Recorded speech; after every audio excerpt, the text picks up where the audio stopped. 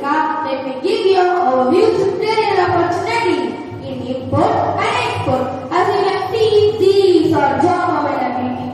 First is logistic manager. Second is customs officer. Next is trade analyst. We also have international marketing specialist. Finally, we also have supply chain manager. First is logistic manager. Think of him as a person who makes sure the products you order online are safely at your door.